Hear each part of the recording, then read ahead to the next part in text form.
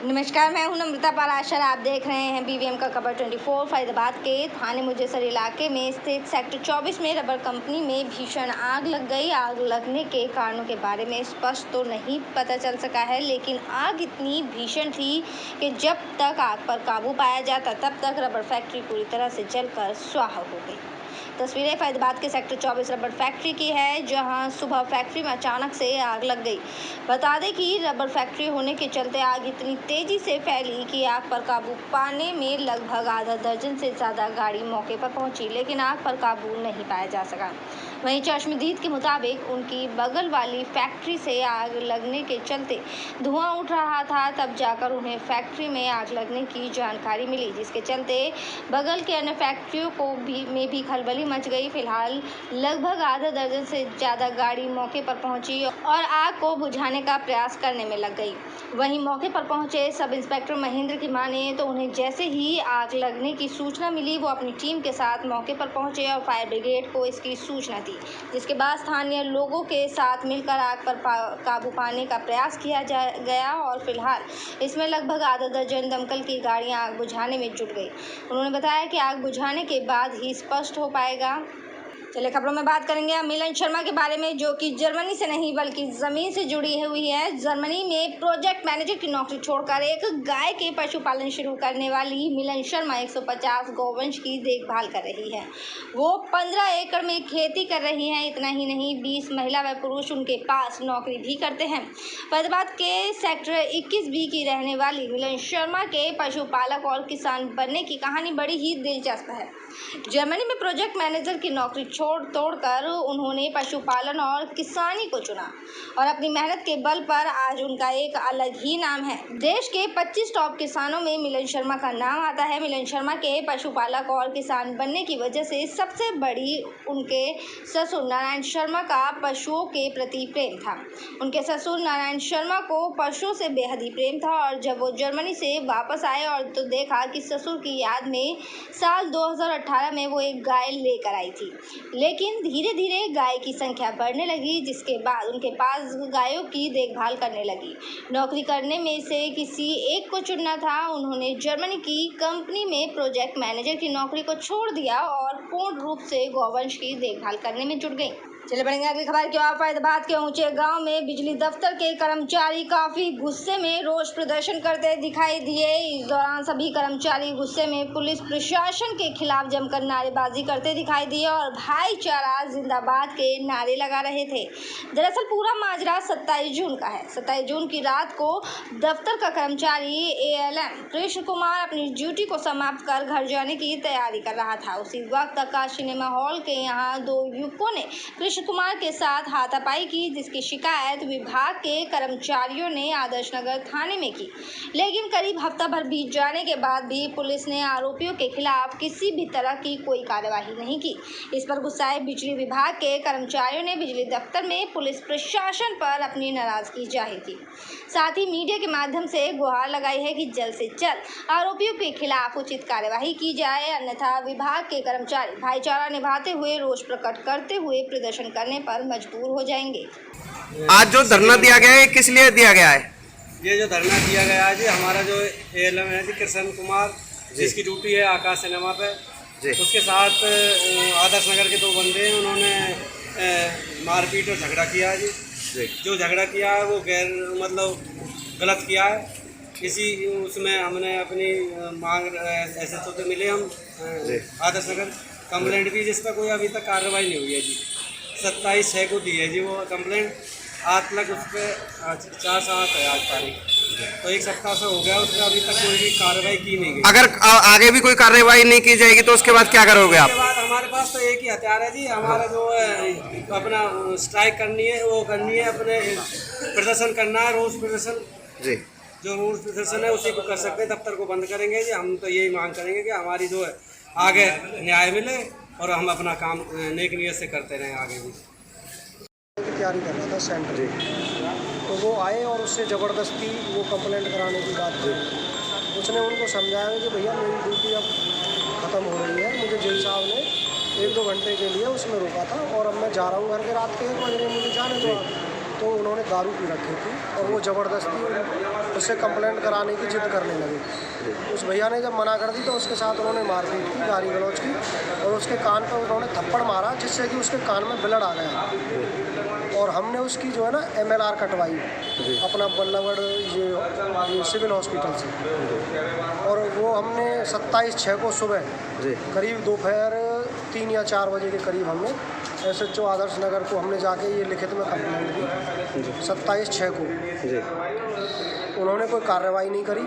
हमने अपने SDO साहब को बोला, उन्होंने भी उनको बोला, उन्होंने कोई कार्रवाई नहीं करी। फिर हमने दोबारा शुक्रवार को हम एक बार आदर्श नगर थाना में गए।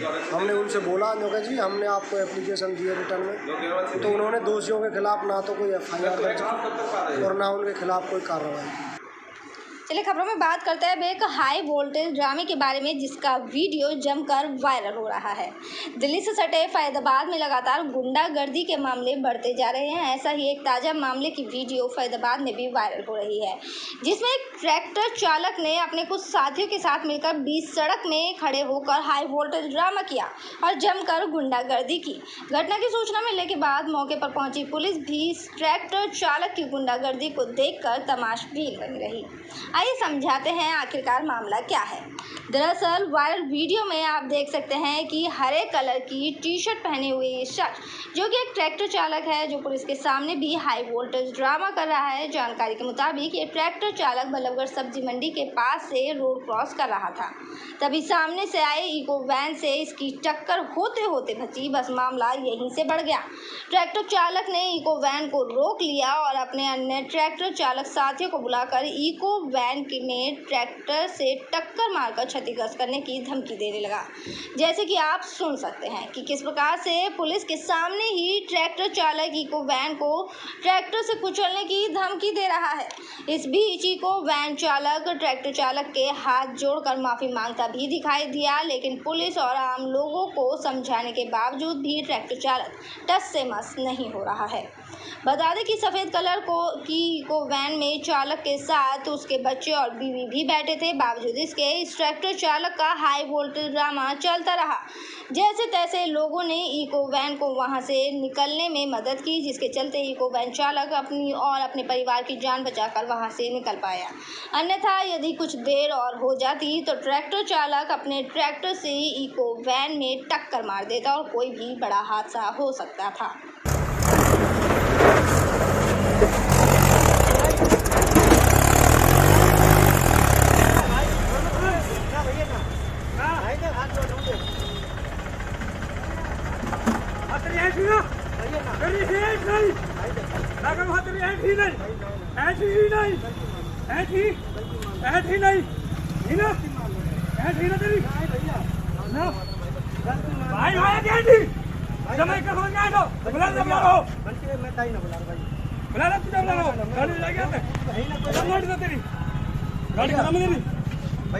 गाड़ी खत्म पाम पूछ रहा हूँ भैया पाम पूछ रहा हूँ। गाड़ी खत्म भैया ना, गाड़ी खत्म अभी करूँगा 2 ट्रैक्टर आगे पीछे। चलिए खबरों में बात करेंगे पलवल की। पलवल के चांदहट थाना अंतर्गत KGP यानी कि कुंडली मानेसर पलवल मार्ग पर सुबह दौड़ कर रहे 5 युवकों को तेज रफ्तार ऑल्टो कार ने जोरदार टक्कर मार दी। टक्कर लगने से 2 युवकों की मौत हो गई, जबकि 3 युवक गंभीर रूप से घायल हो गए। पुलिस ने एक मृतक के भाई की शिकायत पर कार के अज्ञात चालक के खिलाफ मामला दर्ज कर जाँच शुरू कर दी है। DSP यशपाल खटाना ने बताया कि पेलक गाँव निवासी तोताराम ने शिकायत दर्ज कराई है कि सुबह 5 बजे वो सुजवाड़ी गांव के पास से गुजर रहे KGP मार्ग के साइड में घूम रहे थे। KGP मार्ग के ऊपर पीड़ित का भाई लोकेश, पेलक गांव निवासी, उसके साथी विवेक, सौरभ, सन्नी व हरीश फौज की तैयारी करने के लिए दौड़ लगा रहे थे। ऑल्टो कार ने 5 युवकों को टक्कर मार दी। टक्कर लगने से 5 युवक गंभीर रूप से घायल हो गए। हादसे के बाद आरोपी चालक कार सहित मौके से फरार हो गया। 5 घायल युवकों को उपचार के लिए सिविल अस्पताल लाया गया, जहां चिकित्सकों ने पीड़ित के भाई लोकेश और उसके साथी विवेक को मृत घोषित कर दिया, जबकि घायल हुए सौरभ, सन्नी व हरीश को प्राथमिक उपचार के बाद हायर सेंटर के लिए रेफर कर दिया गया है। इस हादसे की सूचना मिलते ही गांव में मातम का माहौल छा गया। पुलिस ने पीड़ित की शिकायत पर कार के अज्ञात चालक के खिलाफ मामला दर्ज कर पोस्टमार्टम के बाद शव परिजनों के हवाले कर दिए हैं। सुबह 5 बजे वो सुबह दौड़ लगाने के लिए आते हैं, 4:30-5 बजे। तो बच्चे डेली का काम है उनका, कोई ऐसा तो नहीं है, 4-5 साल से डेली आ रहे हैं वो। लेकिन आज अचानक एक गाड़ी जा रही थी यहाँ से, वो दौड़ के वापस आ रहे थे, तो अचानक से उनके सीधा टकराव हुआ है, सीधा टक्कर लगी है सीधी आके। तो उससे उन्होंने अचानक 2 बच्चों की मौत हो गई है, 3 घायल हैं, जिनका ये पता नहीं है अभी फ़िलहाल बचेंगे या नहीं बचेंगे। बच्चे की इतनी ज़्यादा हालत ख़राब है, बहुत ज़्यादा, और शायद बचे ना भी बचे बच्चे की ओर से। उनमें से एक विक्की है, एक लोकेश है, उनकी तो दोनों की मौत हो चुकी है भैया। अब देखो बाकी के 2-3 बच्चे बच रहे हैं, उनमें से देखते हैं क्या होता है क्या नहीं होता है। उनकी भी हालत बहुत ज़्यादा ख़राब है, बाकी के पता चलेगा भैया। अभी तो ये दौड़ किस लिए, भर्ती वगैरह? भर्ती के लिए है, ये जो हमारी आर्मी की जो भर्ती चल रही है उनके लिए दौड़ लगा रहे हैं ये बच्चे। इनमें से एक बच्चे की क्लियर हो गई थी, वो भर्ती कैंसिल भी हो चुकी है। तो उनमें से एक बच्चा जो डेथ हुई है जिसकी, उसकी क्लियर हो चुकी थी वैसे, पर वो दोबारा से कैंसिल कर दी गई थी दोबारा से।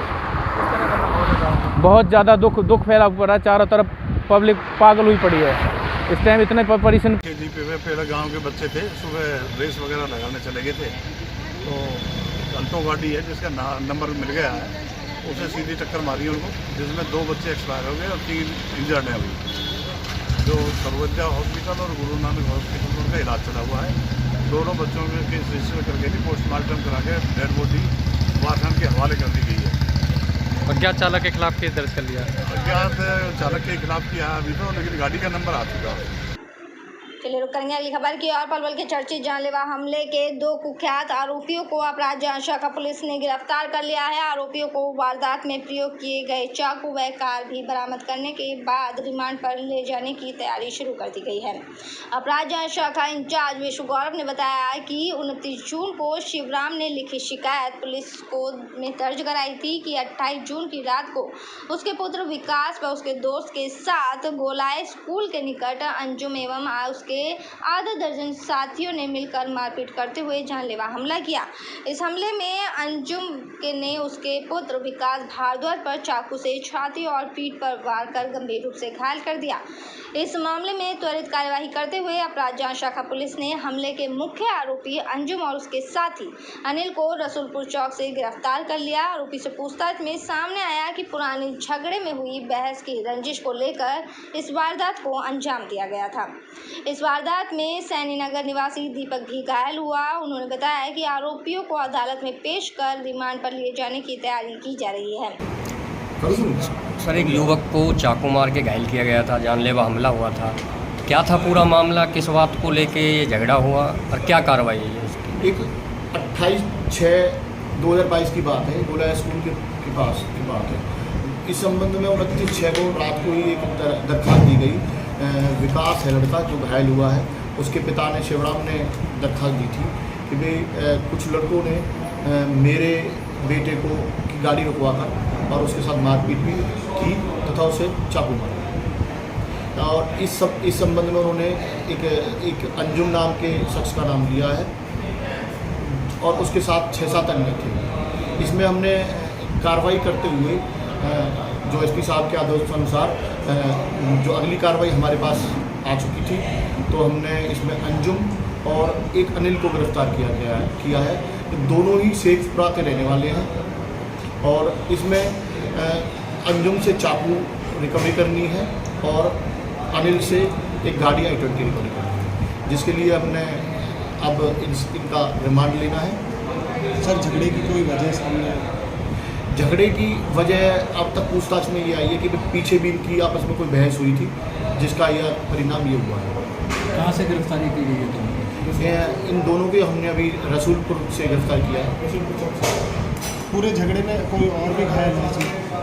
हाँ, इसमें एक अन्य लड़का दीपक नाम का लड़का भी घायल है।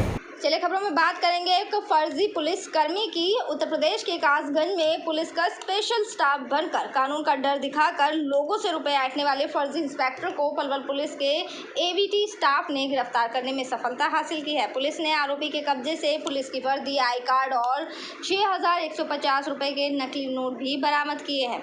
पुलिस का कहना है कि आरोपी को अदालत में पेश करके उससे गहनता से पूछताछ की जाएगी और उसे रिमांड पर लिया जाएगा। रिमांड की अवधि के दौरान आरोपी से उसके अन्य साथियों के बारे में भी पता लगाया जाएगा। हथीन एवीटी स्टाफ के इंचार्ज सत्यवान ने बताया कि उन्हें गुप्त सूचना प्राप्त हुई थी कि गांव बुराका स्थित नहर के पास एक व्यक्ति मौजूद है जिसके पास पुलिस की नकली वर्दी, आई कार्ड भी है। सूचना के आधार पर पुलिस ने टीम गठित करके मौके पर दबिश देकर उक्त व्यक्ति को काबू किया। पूछताछ के दौरान आरोपी की पहचान दीन मोहम्मद उर्फ दीनू गांव बेनिश जिला नूह के रूप में हुई, जो कि फिलहाल हथीन की जैलब खान कॉलोनी में किराए के मकान पर रह रहा था। गहन पूछताछ के दौरान आरोपी ने पुलिस को बताया कि मथुरा के कासगंज में वो अपने 3 अन्य साथियों के साथ मिलकर उत्तर प्रदेश पुलिस का फर्जी स्पेशल स्टाफ बोलकर कानून का डर दिखाकर लोगों से रुपए ऐंठने में का काम काफी समय से कर रहा था। आदरणीय पुलिस अधीक्षक महोदय जिला पलवल श्री राजेश दुग्गल IPS के दिशा निर्देश अनुसार कार्य करते हुए एवीटी स्टाफ की टीम ने गुप्त सूचना के आधार पर दिनू वासी देशी गांव जिला नूह हाल हथीन को गिरफ्तार किया गया है, जो गुप्त सूचना के आधार पर मिला था कि नकली इंस्पेक्टर का आइडेंटिटी कार्ड रखता है और साथ ही अपनी नकली इंस्पेक्टर की वर्दी रखता है तथा नकली नोट रखता है और ये इससे सामान खरीदता परचेज करता है। पूरी रेड की जाए तो काबू आ सकता है। जो इस सूचना के आधार पर कल दिनांक इसको 6 बजे के लगभग बुरका नहर पुल के नजदीक से गिरफ्तार किया, जिसके कब्जा से नकली वर्दी, Uttar Pradesh police identity card Rajasthan police का बरामद हुआ है। राजस्थान पुलिस का नकली नोट भी बरामद किए गए। ये नकली नोट है 6,150 रुपए, जिसमें 500 के, 200 के, 100 के, 50 के। ये कासगंज में 4 व्यक्ति थे जो इंस्पेक्टर दीनू कुमार बना हुआ था और 3 इसके और साथी थे, अलग अलग पोस्ट थे। कासगंज में इन्होंने अपना स्पेशल स्टाफ अलग से बना रखा था, जो यूपी से बंदे उठाकर और उनको वहीं पैसे लेकर छोड़ देते थे।